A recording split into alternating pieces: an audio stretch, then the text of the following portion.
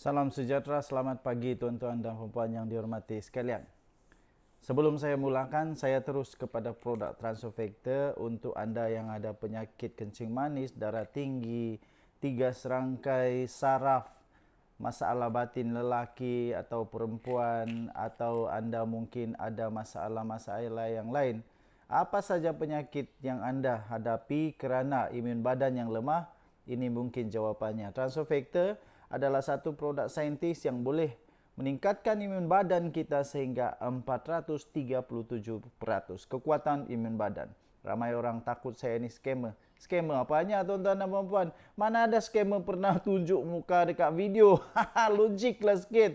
Okey, so ini bukan scammer, ini betul-betul ada bukti saintis, ada banyak bukti-bukti saintis, kajian-kajian telah dilakukan. Okey, bagi anda yang sangat memerlukan sahaja ya, sangat memerlukan, anda telefon saya akan layan anda. Okey? Baik, kita teruskan. Rafizi Ramli akhirnya membuat satu kenyataan yang ditunggu-tunggu oleh seluruh rakyat Malaysia tentang penubuhan parti baru. Perlu atau tidak untuk beliau menubuhkan parti baru, itu adalah satu persoalan yang cukup besar. Tapi hari ini tuan-tuan dan puan-puan, Rafizi akhirnya tampil dan memberikan jawapan. Beliau berkata, tidak perlu. Bekas timbalan Presiden PKR, Datuk Seri Rafizi Ramli berkata, tidak ada keperluan. Beliau lihat tidak ada keperluan untuk menubuhkan parti baru selepas beliau gagal mempertahankan jawatan dalam pemilihan PKR sebelum ini. Ahli Parlimen Pandan itu menjelaskan, keutamaan bagi negara sekarang bukan untuk menubuhkan satu lagi parti baru. Saya setuju. Saya setuju. Tapi untuk kestabilan politik dan membiarkan kerajaan yang ada pada ketika ini untuk meneruskan fungsi dan tugasnya di dalam mentadbir negara Malaysia. Beliau berkata, pada pandangan saya, sebenarnya saya tak rasa negara atau rakyat perlu satu lagi parti baru dalam masa terdekat. Dia bukan sangat soal atau minat atau tak, dia kata. Tapi sebabnya ialah paling penting negara dan masyarakat. Beliau terus berkata, kita kena kekalkan kestabilan kerajaan. Tak boleh lagi bertukar-tukar kerajaan.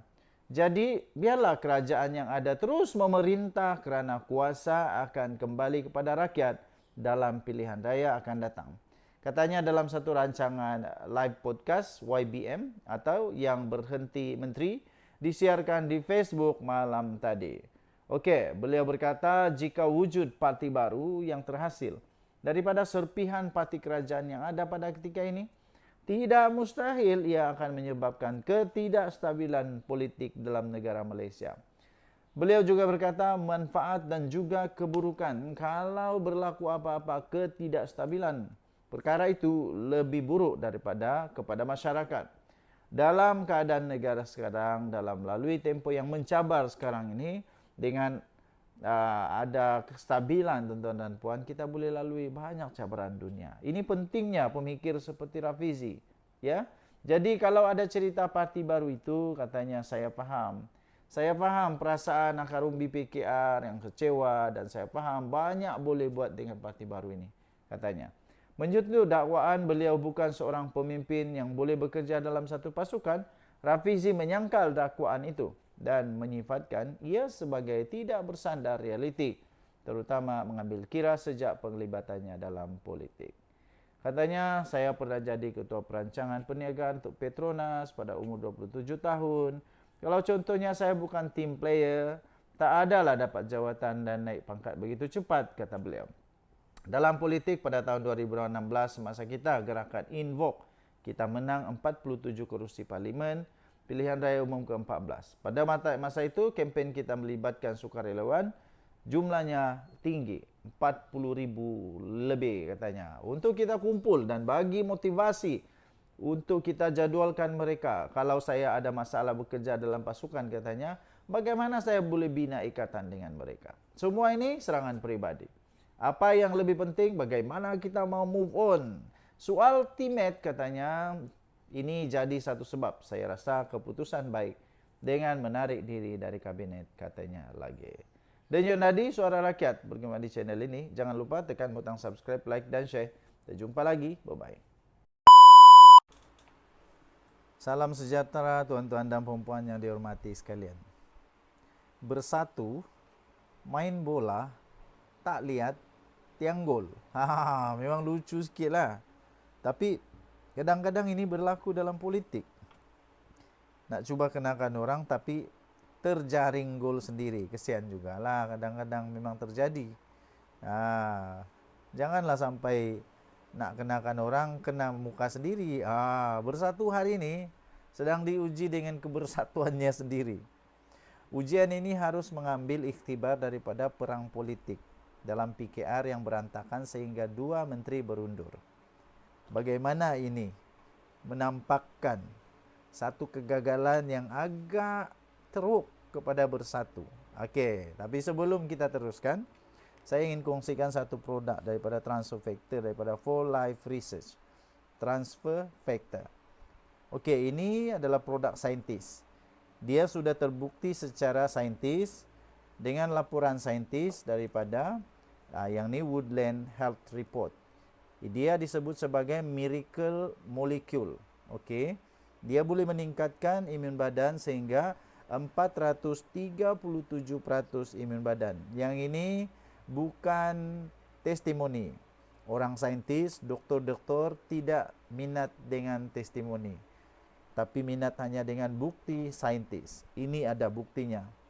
Kedua, bukti seterusnya ada termasuk di dalam Physician Desk Reference. Ini doktor-doktor mengakui. Ini buku ini adalah buku kamus doktor-doktor. Sebelum bagi apa-apa produk dekat seorang sakit, ini rujukan mereka. Transfer Factor memang sudah masuk dalam ni. Seterusnya, bukti saintis yang ketiga, ini ada clinical abstract. Tengok berapa banyak kajian saintis dia. Ini bukan sedikit. Ini kajian saintis yang sungguh-sungguh. Okey. Kajian daripada Amerika, daripada Jepun, Meksiko, daripada macam-macam lagi lah. Okey, macam-macam negara yang buat kajian. Didapati transfer factor boleh meningkatkan imun badan sampai 437% kekuatan imun badan. Bagi anda yang memang ada masalah imun badan, penyakit kerana imun badan yang lemah, anda boleh cari saya, hubungi saya. Bagi anda yang memang ada masalah sudah kencing manis, darah tinggi, 3 serangkai, gout, kanser, autoimun, lupus, badan lemah, dan macam-macam, batin lemah, bolehlah kita usahakan dengan memakan transfer factor. Okey, baik, kita teruskan. Dalam isu bersatu, jangan lupa nasihat Melayu. Tarik rambut dalam tepung, rambut tak putus, tepung tak berselerak. Cakap memang mudah, tapi realitinya mungkin tak semudah itu. Namun di sebalik segala kesukaran pasti ada jalan. Dan bersatu boleh melakukannya. Apa masalah utama di sini? Kisahnya bermula selepas PRU 15. Di mana Perikatan Nasional dilihat lesu, lemah dan tumpul. Kelemahan ini bukan saja ekoran kesilapan strategi dalaman pembentukan kerajaan, tetapi kerana pelbagai tekanan dan pendakwaan kes di mahkamah. Dalam Perikatan Nasional, suka atau tidak, tiang serinya adalah bersatu. Walaupun kerusi yang dimenangi lebih kecil berbanding PAS. Kenapa bersatu tiang serinya? Kerana faktor bersejarah dan legasi politik. Apa punca kelemahan bersatu? Seperti juga naratif dalam pasca PRU 15, kepimpinan utama bersatu kini mengalami demam dan ia menular dalam keseluruhan organisasi. Demam ini juga berpunca daripada kelelahan menghadapi tekanan politik yang silih berganti. Ini suasana normal dalam dunia politik sebenarnya. Tapi kalau kita samakan ini dengan sukan bola sepak. Apabila kapten pasukan tercedera atau pancit, maka seharusnya masalah ini diurus dengan mudah, yaitu dengan membawa masuk pemain gantian. Bukannya kapten berpura-pura cergas. Penukaran pemain ini penting untuk memastikan pasukan terus mampu bersaing, melawan, membentes, menggelecek, menendang, mengumpan bola, bertahan dan menyerang. Tanpa ada semua aksi ini, mana mungkin gol dapat dijaringkan. Dalam bola sepak, kelebihan gol adalah pemenangan. Oleh itu keputusannya sudah ada, tapi ia tidak dilakukan. Apakah Bersatu mau menunggu waktu kecederaan untuk membawa masuk super sub? Jika itu strateginya, apakah cukup masa? Cukup masakah Bersatu bagi pemain gantian itu melaksanakan tugasnya?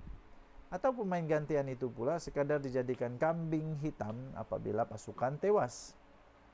Winston Churchill terkenal karena kemampuannya mengurus dan memimpin negara ketika Perang Dunia Kedua.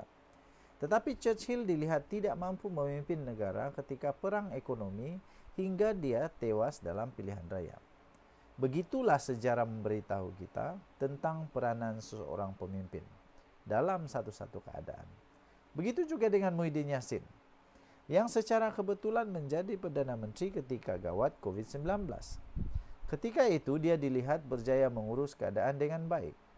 Namun itu ketika dia berkuasa sebagai Perdana Menteri, bukan sebagai pembangkang. Keadaannya berbeza pada hari ini. Kini tuan-tuan dan puan-puan, apabila tidak lagi berkuasa, Muhyiddin nampaknya dilihat tidak mampu menjadi pemimpin pembangkang yang jitu dan garang. Sebaliknya, dia dilihat terus bernostalgia seolah-olah masih menjadi Perdana Menteri. Rakyat hari ini memerlukan ketua pembangkang yang berani, bukan pemimpin yang dilayan seperti Perdana Menteri. Inilah punca masalah hingga menjadikan PN lemah. Kekuatan atau kelebihan rakan komponen pas tidak ada gunanya ketika ini kerana nahkoda kapal tidak berfungsi sebagai nahkoda. Apabila keseluruhan Perikatan Nasional lemah, mereka juga dilihat tidak mampu mengurus suara daripada rakan pembangkang yang berada di luar PN. Hingga kini Muhyiddin Yassin dilihat tidak mampu menyatukan suara-suara NGO dan parti-parti politik lain yang berada di luar PN. Kekuatan pembangkang tidak diurus dengan betul. Sebaliknya, kerja-kerja penyatuan ini dibuat oleh Dr. Mahathir Mohamad yang lebih lanjut usianya. Realiti ini amat menyedihkan buat semua kumpulan pembangkang. Ia cukup pahit untuk ditelan, tapi itulah hakikatnya. Apakah ada jalan keluar untuk pembangkang, untuk Bersatu dan PN? Jalan keluar itu ada, namun yang paling sukar ialah untuk memilih atau membuat keputusan.